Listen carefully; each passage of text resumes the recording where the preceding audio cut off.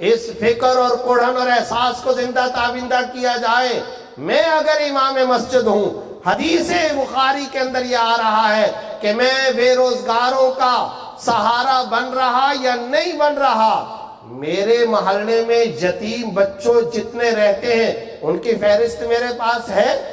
کیا میرے محلے، ٹاؤن، علاقے، کمیونٹی، برادری، قبیلے کے اندر جتنی بیوگان ہیں ان کی لسٹ میرے پاس موجود ہے؟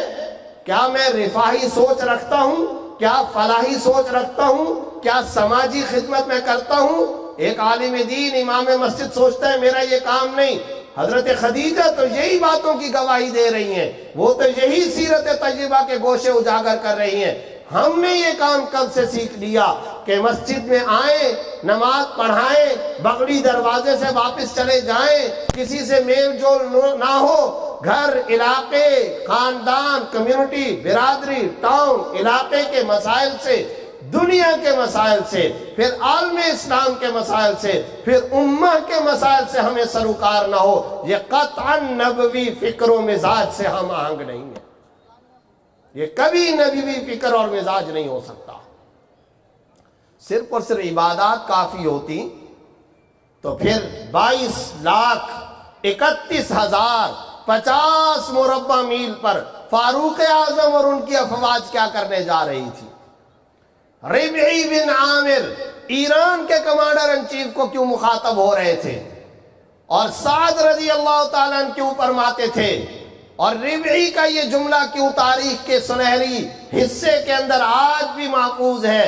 خرجنا لنخرج العباد من عبادت العباد الى عبادت رب العباد۔ ہم نہیں آئے ہیں تشکیل ہوئی ہے، ہم نہیں آئے حجۃ الوداع کی تشکیل پر آئے ہیں، ہم نہیں آئے، ہمیں بھیجا گیا ہے، اور آئے اس لیے ہیں بندوں کو بندوں کی بندگی سے نکال کر بندوں کے رب کی بندگی کی طرف منتقل کر دیں۔ اس تشکیل نبوت پر آئے ہیں، اس تشکیل فاروقی پر آئے ہیں۔ شرحبیل بن حسنہ رضی اللہ تعالیٰ عنہ، حضرت حذیفہ ہوں، حضرت خالد بن ولید ہوں، اور دمشق کے اندر پہنچنے والے 11,500 صحابہ کرام ہوں، ایک ہی ان کا سرمایہ تھا، فکر نبوت، مزاج نبوت، نبوی کوڑھن، اور اسی نبوی کوڑھن نے قبرستان آباد کروائے ہیں۔ اسی نبوی فکر نے پوری دنیا کے اندر دشت و دشت ہیں، دریا بھی نہ چھوڑے ہم نے، بحر ظلمات میں دوڑا دیے گھوڑے ہم نے۔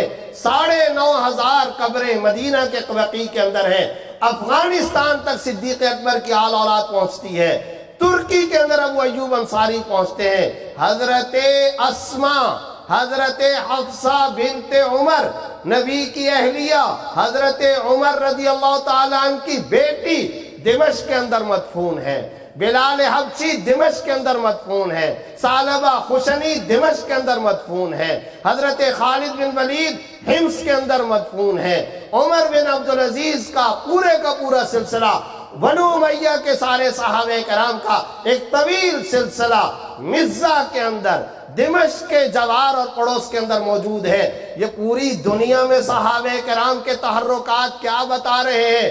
کون سی وہ چیز تھی جس نے راتوں کو ان کی نیندیں اڑائی ہیں؟ کون سی وہ چیز تھی جس نے قبیلہ چھوڑوایا، جس نے اپنے علاقے چھوڑوائے؟ کون سی وہ چیز تھی جس نے ان کے وطن ان سے چھوڑوائے، جس نے ان کو دیار غیر میں جا کر کے کہاں اندلس ہے، کہاں غرناطہ ہے، کہاں الحمرہ ہے، حضرت عبداللہ بن رواحہ میں دیکھ کر کیا عمان، اردن، آج بھی 4.5 گھنٹے کی فلائٹ ہے، زید بن حارثہ، جعفر طیار، عبداللہ بن رواحہ، اوس بن قاسم تاجکستان اور کازکستان کے اندر، ان سب صحابہ کو ایک ہی چیز، ایک ہی سرمایہ، ایک ہی اثاثہ ان کے پاس تھا اور ایک ہی مشن تھا، اور وہ مشن فکر نبوی، مزاج نبوت، نبوی کوڑھن، نبوی احساس، جس نے صحابہ کو بھی، صحابیات کو بھی اپنے وطن میں نہیں رہنے دیا۔ پھر یہ تحرکات قائم ہوئے اور پوری دنیا کو اسلام کے زیر نگیں لا کر کے کھڑا کر دیا۔ صرف اور صرف اس کے پیچھے جو اسپرٹ تھی، جو روحانیت تھی، جو روح تھی، جو فلسفہ تھا، جو طاقت تھی، وہ تھا نبوی مزاج، وہ تھی نبوی فکر کی میراث، اور وہ تھی نبوی کڑھن، اور وہ تھی نبوی احساس کا دل دماغ کے اندر بسا ہوا رچا ہوا جذبہ۔ اس جذبے کو آج اہل علم کے اندر زندہ کرنے کی ضرورت ہے، اس جذبے کو پیدا کرنے کی ضرورت ہے۔